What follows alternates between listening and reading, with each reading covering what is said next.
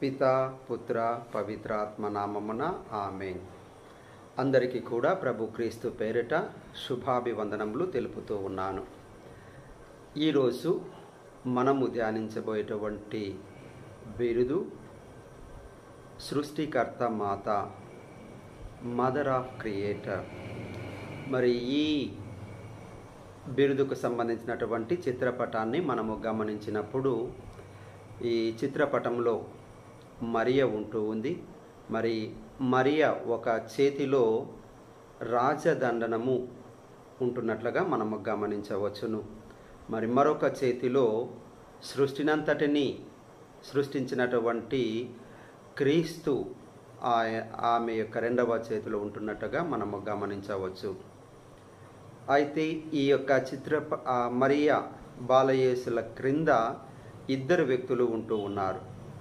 ఒకరు పునీత పౌలు గారు. ఈయన క్రీస్తులో నూతన సృష్టి అని బోధించి ఉన్నారు.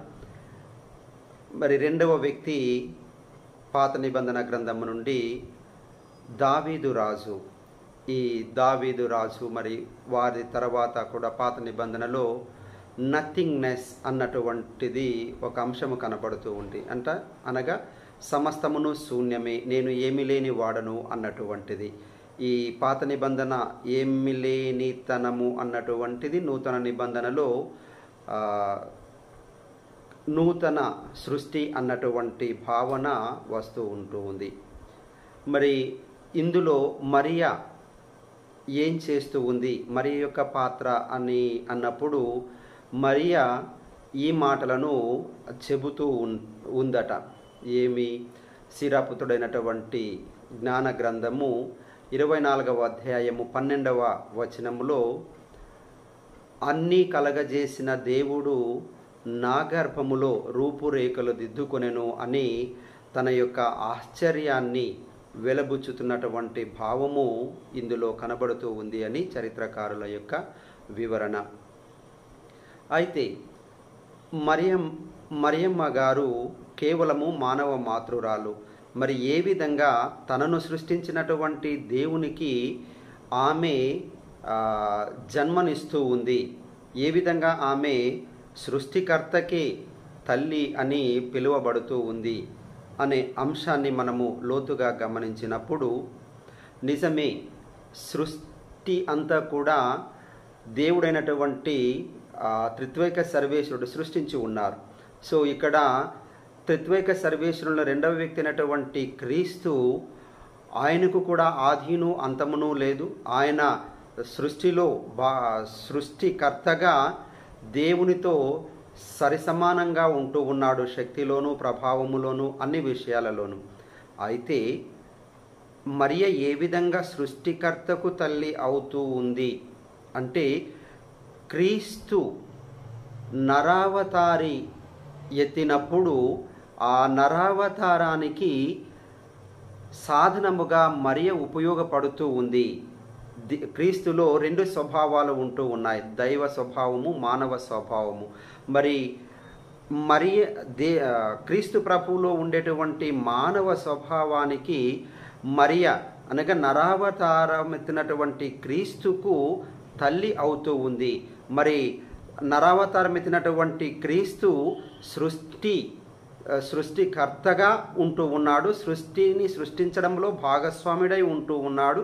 మరి అందుకని సృష్టిని సృష్టించినటువంటి దేవుడు మరియ గర్భములో పురుడు పోసుకొని ఉన్నాడు. కావున ఆమె సృష్టికర్తకే తల్లిగా పిలువబడుతూ ఉంది. పునీతులైనటువంటి కొంతమంది ఈ అంశమును గురించి ప్రస్తావిస్తూ ఈ విధంగా చెబుతారు. ముఖ్యంగా పునీత ఆల్ఫోన్స్ లిగోరి గారు ఈ విధంగా ప్రస్తావిస్తారు. మరియ ఎప్పుడైతే దూత మాటకు తలదించి నీ మాట చెప్పున నాకు జరుగునుగాక అని తన యొక్క సమ్మతిని బాహాటంగా ప్రకటించి ఉందో, ఆ తరుణములోనే పవిత్రాత్మ దేవుడు ఆ మరియను ఆవరించి గర్భము ధరించేలా చేస్తూ ఉంది. మరి అప్పుడు దైవ కుమారుడైనటువంటి క్రీస్తు మరియ కుమారుడుగా మరియ గర్భములో పురుడు పోసుకుంటూ ఉన్నాడు. కావున ఆమె సృష్టికర్త అయినటువంటి దేవునికి తల్లి అని ఈ పునీతుడు చెబుతారు. మరి అదే విధముగా మరొక పునీతుడు అంటాడు, మామూలుగా మనందరిలో తలెత్తేటువంటి ప్రశ్న కూడా, సృష్టికర్త ఏ విధంగా సృష్టించబడినటువంటి సృష్టిలో ఒక కుమారుడుగా మలచబడతాడు? నిరాధారుడైనటువంటి దేవుడు ఏ విధంగా మానవులపై ఆధారపడతాడు? అదే విధముగా అశాశ్వతమైనటువంటి దేవుడు శాశ్వతమైనటువంటి అంటే కాల పరిమితి కలిగినటువంటి వ్యక్తి గర్భంలో ఏ విధంగా జన్మని ఇస్తూ ఉన్నాడు అన్నటువంటి ప్రశ్నలు మనకు కూడా తలెత్తవచ్చును. అయితే ఇదంతా కూడా సాధ్యము కేవలము క్రీస్తు నరావతారిగా ఈ లోకములో జన్మించడము ద్వారా మాత్రమే. అంతేగాని మరియా ఇంకా సృష్టికర్తకు, త్రిత్వైక సర్వేశ్వరునికి, ముగ్గురు వ్యక్తులకు ఆమె తల్లి కాదు. లేక ఆ సమయంలో సృష్టికి మరియకు ఎటువంటి సంబంధము లేదు. కేవలము క్రీస్తుకు జన్మనిచ్చి ఉంది కాబట్టి, ఆ క్రీస్తు సృష్టించి ఉన్నాడు కాబట్టి ఆ సృష్టికర్తకు జన్మనిచ్చినటువంటి తల్లి. కావున సృష్టికర్త యొక్క తల్లి అని మనము చెప్పుతూ ఉంటాం.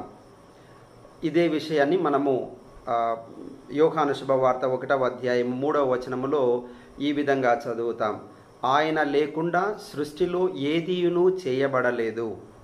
అంటే ఎవరికైతే మరియ జన్మనిచ్చి ఉందో ఆయన లేకోకుండా సృష్టిలో ఏది కలగచేయబడలేదు, సృష్టింపబడలేదు. అనగా సృష్టిలో పరిపూర్ణమైనటువంటి భాగస్వామ్యాన్ని మరియ కుమారుడైనటువంటి క్రీస్తు పొందుకొని ఉన్నాడు. మరి ఆ కుమారునికి ఈమె జన్మనిచ్చి ఉంది. కావున ఈమె సృష్టికర్తకే తల్లి అని చెప్పడం జరుగుతూ ఉంది. హెబ్రీలకు రాసినటువంటి లేఖలో 4వ అధ్యాయం 16వ వచనంలో ఈ విధంగా చదువుతాం. ద థ్రోన్ ఆఫ్ గ్రేస్, అందరము కూడా కృపానిధి, దయానిధి అను ఆ సింహాసనము ముందు వెళ్ళి వేడుదల చేయుదము అని అక్కడ వాక్యము చెప్పబడుతూ ఉంది. మరి అదే విధముగా కృపానిధి, దయానిధి అయినటువంటి మరియ చెంతకు మనము వెళ్ళినప్పుడు ఆమె ద్వారా దేవుడు మనకు కావలసిన అనుగ్రహాలు దయచేస్తారు. ఎందుకన మరియ మధ్యవర్తిత్వము అన్నటువంటిది సృష్టింపబడినటువంటి అన్ని వస్తువుల కంటే లేక అందరి వ్యక్తుల కంటే కూడా ఎక్కువ ప్రాతినిధ్యము, ఎక్కువ భాగస్వామ్యము, ఎక్కువ ప్రాముఖ్యత అన్నటువంటిది మరియలోనే కనబడుతూ ఉంది అనే అంశాన్ని మనము గమనించగలగాలి. అందుకని క్రీస్తు ప్రభు మొట్టమొదటి అద్భుతమైనటువంటి కానాపల్లె విందులో ఆయన తల్లి యొక్క మాటను విని ఆ అద్భుతాన్ని చేస్తూ ఉన్నాడు. మామూలుగా తల్లి యొక్క మాట అన్నటువంటిది ఒక అడగడము, ఒక స్టేట్మెంట్ అన్నటువంటిది మాత్రమే కాదు, అది అడగడము అన్నటువంటిది ఒక ఆజ్ఞ లాంటిది. ఎందుకంటే తల్లికి బిడ్డడు విధేయించవలసినటువంటి బాధ్యత ఉంది కాబట్టి. అదే విధముగా మరియ కూడా తన కుమారుడైనటువంటి క్రీస్తు చెంత ఏదైతే అడుగుతుందో అది తప్పకుండా దేవుడు ఒక ఆజ్ఞగా భావించి దానిని దయచేస్తారు. ఇక్కడ ఆజ్ఞ అంటే మరి ఏదో ఆమెకు ఆయన పైన అధికారం ఉంది అని కాదు, కానీ ఆమెకు ఆయన పైన ఉండేటువంటి నమ్మకము, ఆ ప్రభువుకు ఆమె పైన ఉండేటువంటి మమకారము, ఈ రెండు మిళితమైనప్పుడు మరి ఒక ప్రత్యేకమైనటువంటి స్థానాన్ని పొందుకొని ఉంది. అందుకని ఆమె ద్వారా మనకు కావలసినటువంటి మేలులను పొందుకోగలము. కావున ప్రియమైన సహోదరి సహోదరులారా, ఈ యొక్క బిరుదము ద్వారా మరియ సృష్టికర్తకే తల్లి అని మనము నిండుగా విశ్వసిస్తూ ఉన్నాం. ఆ సృష్టికర్తకు తల్లి అయినటువంటి మరియ ద్వారా మనము మరిన్ని మేలులు పొందుకునేటువంటి ప్రయత్నము చేద్దాం. పితా పుత్ర పవిత్రాత్మ నామమున